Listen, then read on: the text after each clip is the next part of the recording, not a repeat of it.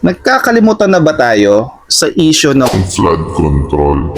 kasi halos isang taon na mahigit ang nakakalipas simula nang pumutok ang issue na ito, pero hanggang ngayon wala pa ring mastermind o yung big fish ang nauhuli ang ating gobyerno sa kabila ng maraming pangako, sa kabila ng mga investigasyon na kanilang ginawa kagaya ng House of Representatives, dyan sa Senate, sa Blue Ribbon Committee, maging ang ICI, nagtayo ang ating executive para imbestigahan ng flood control. Pati ang DPWH, nagkaroon din ng personal na investigation.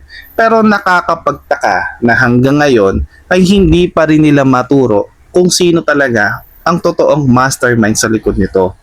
Ayon kasi sa dating Blue Ribbon Chairman na si Pinky, alam naman natin na dinidelay yung investigasyon, wala daw kasi itong overall mastermind eh. Halos yung mga taga-imbestiga ng korupsyon, tinamad na mag-imbestiga. Ayaw mag-imbestiga sa kabila na maraming pumipilit sa kanila na ipagpatuloy na yung investigasyon dito para makita namin o ng taong bayan kung ano na yung nangyayari, kung ano na yung resulta sa investigasyon, pero walang nakinig. Hindi ba? At yung mga taong tumitistigo at gustong magsabi kung ano ang kanilang nalalaman, sila pa yung sinasampahan ng maraming kaso at kinu-question yung kanilang mga kredibilidad.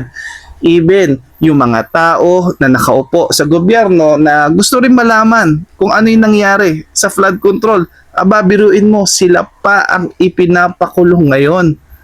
Grabe, 'di ba? Tapos ngayon, etong si Pinky, alam nyo ba, inaraw-araw yung flood control diyan sa Taguig. Ganyan na ba ka-selective yung inyong investigasyon? Kung sino lang yung tumutuligsa sa inyo, kumakalaban sa inyo, o taliwas sa gusto ninyo dahil nagsalita laban sa inyo, sila yung iimbestigahan nyo at hahanapan nyo ng butas para mapatahimik sila. Hindi ba? Yung iba nga, tinakot pa nga eh. Hindi ba? Kasi pagkakaalam ko, merong isang senador dati na siya talaga yung unang nagbukas nito, issue ng flood control. Ilang beses niyang ginagawa yan sa plenary session.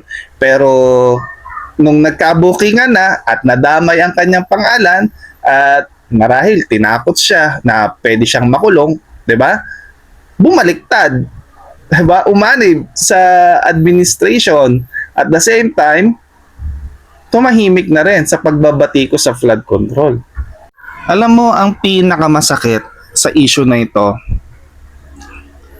yung issue na ito ay ginagamit din ng mga buhaya para makapagnakaw uli sa pera ng taong bayan. At ang pinakamabigat, ginagamit din nila ito para sa susunod na eleksyon makabalik sila sa kanilang pwesto. Kailan kaya magigising ang taong bayan?